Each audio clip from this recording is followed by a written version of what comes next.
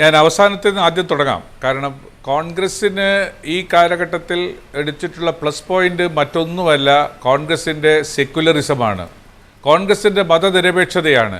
ഈ രാജ്യത്തെക്കുറിച്ച് ഉള്ള സങ്കല്പമുള്ള എല്ലാ ബഹുജനങ്ങളും മതനിരപേക്ഷ രാഷ്ട്രമായി ഇന്ത്യ രാജ്യം നിലനിൽക്കണം എന്നാഗ്രഹിക്കുന്നത് കൊണ്ട് തന്നെ ബി ജെ പിയുടേത് മാത്രമല്ല, മോഡിയുടെ വരവിനെ തടയുക എന്നത് ഒരു ആശയപരമായ ആവശ്യമാക്കി അവർ എടുത്തിട്ടുണ്ടായിരുന്നു. കോൺഗ്രസിൻ്റെ പ്രചരണത്തെക്കാൾ ഉപരി, യു പി എയുടെ പ്രചരണത്തെക്കാൾ ഉപരി ജനങ്ങൾ അവരുടെ മുദ്രാവാക്യമായി സ്വീകരിച്ചത് മതനിരപേക്ഷ ഭാരതം എന്ന സങ്കല്പത്തെ തന്നെയാണ്. അതിനുവേണ്ടിയുള്ള പ്രവർത്തനങ്ങളിൽ ബി ജെ പി പ്രബലമായ കക്ഷിയല്ലാതെ മൂന്നാം കക്ഷിയുള്ള പ്രദേശങ്ങളിലൊക്കെ കോൺഗ്രസിനോട് മറ്റു തരത്തിൽ വിരോധമുള്ള ജനസമൂഹം ആ മൂന്നാം കക്ഷിയെ സഹായിക്കുന്ന സമീപനമാണ് ദൃശ്യമായത്. പക്ഷേ എന്നിരുന്നാലും എങ്ങനെ വന്നിരുന്നാലും ഇവിടെ ശ്രീ ജോർജ് കുര്യൻ പറഞ്ഞ ഒരു വസ്തുത ഞാൻ അംഗീകരിക്കുന്നു. കാരണം കഴിഞ്ഞ 4 തെരഞ്ഞെടുപ്പുകളിലെ എക്സിറ്റ് പോൾ ഫലങ്ങളും യാഥാർത്ഥ്യവും തമ്മിൽ ബന്ധമുണ്ടായിരുന്നു. പക്ഷേ അന്നത്തെ സാഹചര്യം എന്താണ്? ആ സാഹചര്യത്തെക്കുറിച്ച് നമ്മൾ മനസ്സിലാക്കേണ്ടതല്ലേ?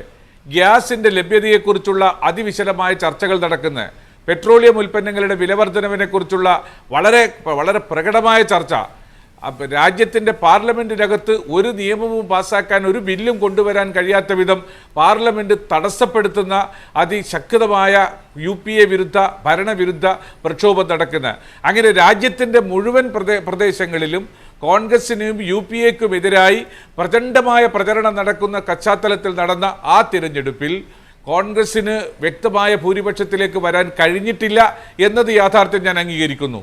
പക്ഷേ അതിന് 8 മാസങ്ങൾക്ക് മുമ്പ് നടന്ന ഒരു തിരഞ്ഞെടുപ്പ് കൂടിയുണ്ട് നമ്മളുടെ മനസ്സിലേക്ക് വരേണ്ടത്.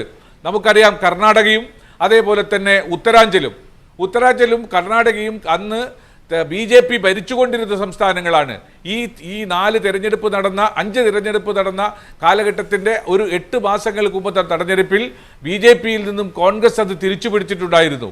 ഇത് മനസ്സിലാക്കാതെ, മാധ്യമങ്ങൾ മനസ്സിലാക്കാതെ, അല്ലെങ്കിൽ പ്രചാരണം നടത്തുന്ന ആളുകൾ മനസ്സിലാക്കാതെ കോൺഗ്രസിൻ്റെ റൗട്ടാണ് നടന്നിരിക്കുന്നത് എന്ന തരത്തിൽ മാധ്യമങ്ങൾ കഴിഞ്ഞ 7-8 മാസമായി നടത്തിക്കൊണ്ടിരിക്കുന്ന പ്രചരണത്തിന്റെ ഭാഗമായിട്ട്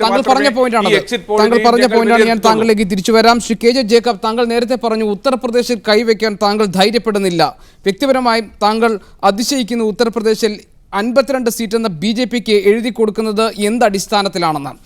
ബീഹാറിൻ്റെ കാര്യത്തിലും സമാനമായ സംഭവങ്ങൾ ഉണ്ടാകുന്നുണ്ടല്ലോ ശ്രീ കെ ജെ ജേക്കബ്. കാരണം ബീഹാറിൽ 27 സീറ്റാണ് 40-ൽ ബി ജെ പി പ്രതീക്ഷിക്കുന്നത്.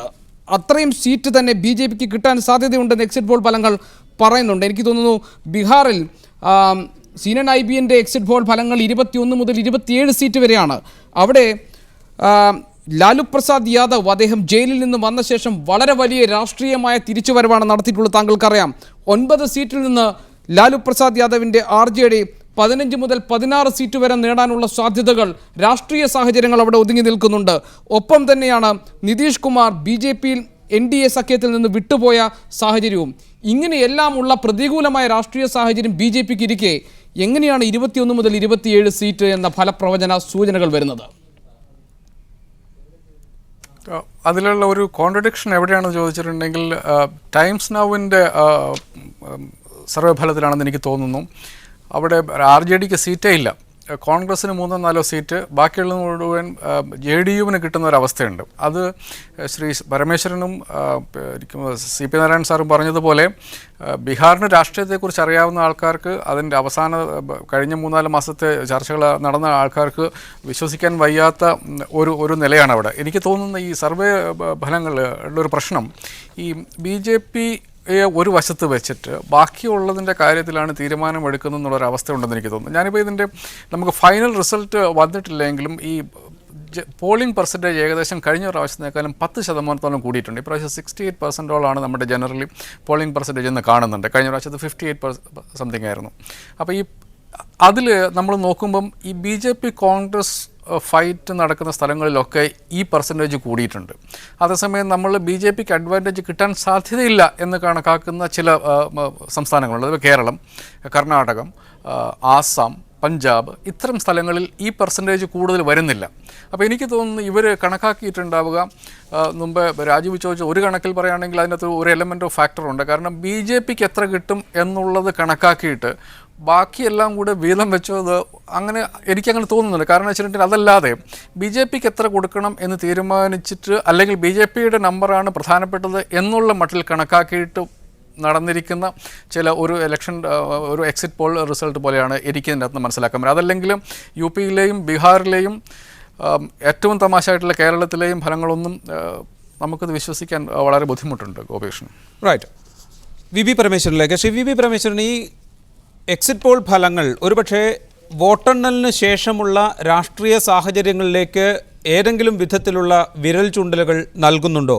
അത്തരത്തിലുള്ള രാഷ്ട്രീയ ഇടപെടലുകൾ നടത്തേണ്ടതിലേക്ക് രാഷ്ട്രീയ പാർട്ടികൾക്ക് തന്നെ ചില സന്ദേശങ്ങൾ നൽകുന്നുണ്ടോ? ഇത് ചോദിക്കാനുള്ള പ്രധാന കാര്യം BJP നേതാവ് രാജ്നാഥ് സിംഗും അവരുടെ പ്രധാനമന്ത്രി സ്ഥാനാർത്ഥി നരേന്ദ്രമോദിയും RSS നേതൃത്വവുമായി നടത്തിയ ചർച്ചയിലെ വിവരങ്ങൾ ഇന്ന് ടൈംസ് ഓഫ് ഇന്ത്യ പോലെയുള്ള പത്രങ്ങൾ റിപ്പോർട്ട് ചെയ്തിട്ടുണ്ട്. കോൺഗ്രസിനെ എതിർത്ത് നിൽക്കുന്ന പാർട്ടികളുമായി ആശയവിനിമയം തുടരുക എന്ന സന്ദേശം RSS നേതൃത്വം നൽകി എന്നാണ് റിപ്പോർട്ടുകൾ. അത് വച്ച് വായിക്കുമ്പോൾ തെരഞ്ഞെടുപ്പിന് ശേഷം, വോട്ടെണ്ണലിന് ശേഷമുള്ള രാഷ്ട്രീയ സാഹചര്യങ്ങളിലേക്കുള്ള ഒരു സൂചന അതാണോ എക്സിറ്റ് പോൾ ഫലങ്ങൾ BJPക്ക് പ്രധാനമായും നൽകുന്നത്? ഞാൻ നേരത്തെ പറഞ്ഞതുപോലെ തന്നെ ഈ 2004 ഇന്ത്യ ഷൈനിങ് ക്യാമ്പയിനിലും ഇതേമാതിരി തന്നെ BJP വൻ ഭൂരിപക്ഷം നേടും എന്നുള്ള ഒരു സ്ഥിതി ഉണ്ടായിരുന്നു. പക്ഷെ അവർ നേടിയില്ല. UPA ഗവൺമെൻറ്റാണ് അധികാരത്തിൽ വന്നത്. കാരണം മോഡിയുടെ നേതൃത്വത്തിൽ ഒരു വലിയ ക്യാമ്പയിൻ ഇവിടെ നടന്നിട്ടുണ്ട്. ആ ക്യാമ്പയിൻ്റെ കാര്യത്തിൽ കോൺഗ്രസ് വളരെ പിന്നിലായിരുന്നു. കാരണം അവരുടെ PR ക്യാമ്പയിനും അതുപോലെ തന്നെ മോഡി എന്ന വ്യക്തി നടത്തിയിട്ടുള്ള ക്യാമ്പയിനും ഒക്കെ തന്നെ അങ്ങനെ ഒരു പ്രതീതി BJPക്ക് വലിയ വിജയം നേടാൻ പോവുകയാണെന്നുള്ള ഒരു പ്രതീതി മൊത്തത്തിൽ ഉണ്ടാക്കിയിട്ടുണ്ട്. പക്ഷേ ഗ്രൗണ്ട് ലെവലിൽ ഓരോ മണ്ഡലം ബേസിലാണ് തെരഞ്ഞെടുപ്പ് നടക്കുന്നത്. ആ ഓരോ മണ്ഡലത്തിലെ രാഷ്ട്രീയ സാഹചര്യം, ആ മണ്ഡലത്തിലെ സ്ഥാനാർത്ഥി, മണ്ഡലത്തിലുള്ള രാഷ്ട്രീയ പാർട്ടികളുടെ കേഡർമാരുടെ പ്രവർത്തനം, ഇതൊക്കെ തന്നെ വിജയത്തെ സ്വാധീനിക്കുന്നതാണ്. കാരണം അങ്ങനെ ഒരു മൈക്രോ ലെവൽ പരിശോധന നടത്തിയാൽ ഇതൊക്കെ കൊട്ടക്കണക്കാണെന്നും യഥാർത്ഥത്തിൽ ആ നമ്പറിലേക്ക് വരില്ല എന്നും BJP നേതൃത്വത്തിന് തന്നെ നന്നായി അറിയാം. അതുകൊണ്ടാണ് മറ്റു കക്ഷികളുമായിട്ട് ചർച്ചകൾ ഉടൻ തന്നെ തുടങ്ങാൻ. കാരണം തെരഞ്ഞെടുപ്പ് ഫലം വന്നതിന് ശേഷമുള്ള ചർച്ചയ്ക്ക് മുമ്പ് തന്നെ ചില കക്ഷികളെ ഉറപ്പിച്ചു നിർത്തേണ്ടതുണ്ട് എന്നൊരു യാഥാർത്ഥ്യം യഥാർത്ഥത്തിൽ BJPക്ക് ഉണ്ടായിരിക്കാം. അല്ല, അതിൻ്റെ അടിസ്ഥാനത്തിലായിരിക്കാം ആ സമാനമായ രാഷ്ട്രീയ ആശയമുള്ള അല്ലെങ്കിൽ BJPയെ പിന്തുണക്കാൻ സാധ്യതയുള്ള കക്ഷികളുമായിട്ട് ഒരു പ്രീ റിസൾട്ട് ചർച്ച നടത്താൻ വേണ്ടിയിട്ടുള്ള ഒരു സന്ദേശം യഥാർത്ഥത്തിൽ RSS നൽകിയിട്ടുള്ളത്. കാരണം നമുക്കറിയാം BJP എന്ന് പറയുന്ന പാർട്ടിയെ ഏറ്റവും കൂടുതൽ നിയന്ത്രിക്കുന്ന ഒരു സോണിയാഗാന്ധിയാണ് മൻമോഹൻ സിംഗിനെ നയിക്കുന്നത്, റിമോട്ട് കൺട്രോളായി നയിക്കുന്നത് എന്ന് പറയുന്ന BJP റിമോട്ട് കൺട്രോളായി നയിക്കുന്നത് RSS ആണ്. കാരണം അതുകൊണ്ട് തന്നെ RSSന്റെ വാക്കുകൾക്ക്, അവരുടെ ഉപദേശങ്ങൾക്ക് വളരെ വലിയ വില കൽപ്പിക്കുന്ന ഒരു പാർട്ടി ആണ് BJP. അതുകൊണ്ട് തന്നെയായിരിക്കും ഈ ചർച്ച നമ്മൾ തുടങ്ങിയത് KJ ജേക്കബിൽ നിന്നാണ്.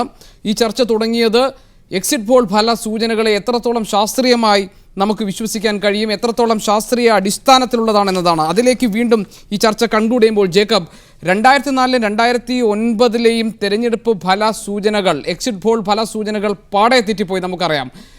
വീണ്ടും ഇത്തരം എക്സിറ്റ് പോളുകൾ വരുന്നു, മാധ്യമങ്ങൾ ആഘോഷപൂർവ്വം അത് ചർച്ച ചെയ്യുന്നു, നമ്മൾ തന്നെ അതിൻ്റെ ശരിതെറ്റുകളെക്കുറിച്ച് ചർച്ച ചെയ്യുന്നു. എന്തുകൊണ്ടാണ് ഈ എക്സിറ്റ് പോൾ ഫലങ്ങൾ ഇത്തരത്തിൽ ഒരു കൗതുകത്തിനപ്പുറം ചർച്ചാ വിഷയമാകുന്നത്? ഇതോടെ നമുക്ക് ചർച്ച അവസാനിപ്പിക്കാം. ജേക്കബ്. എനിക്ക് തോന്നുന്നത് പ്രണയ് റോയാണ് ഇന്ത്യയിൽ ആദ്യമായിട്ട് ഇത്ര വലിയ ടെലിവൈസ്ഡ് ആയിട്ടുള്ള ഈ സഫോളജി എന്നുള്ള ഒരു ശാസ്ത്രം തന്നെ ഡെവലപ്പ് ചെയ്തുകൊണ്ട് വന്നത്. അതിനുശേഷം പിന്നെ അത് എല്ലാവരും ഏറ്റെടുത്തു. എനിക്ക് തോന്നുന്നു അന്നത്തെ കാലത്തൊക്കെ 89 തെരഞ്ഞെടുപ്പിലൊക്കെ പ്രണയ് റോയുടെ പ്രവചനങ്ങൾ കറക്റ്റായിട്ട് വന്ന ചില ചരിത്രങ്ങൾ നമ്മുടെ പുറകിലുണ്ട്. പക്ഷേ ഇപ്പോൾ വന്നിട്ട് ഇതിലൊക്കെ എത്രത്തോളം നാരായണ സാർ നേരത്തെ സൂചിപ്പിച്ചതുപോലെ ഇതിൻ്റെ അകത്ത് ചില അഭിലഷണീയമല്ലാത്ത ചില ഘടകങ്ങൾ വരികയും ഇത് നമ്മുടെ ഒരു ജനാധിപത്യ പ്രക്രിയ മുമ്പോട്ട് പോകുമ്പോൾ ഇതൊക്കെ അതിൻ്റെ ഭാഗമാണ്. ഞാനതിലൊട്ടും അതിശയപ്പെടുന്നില്ല.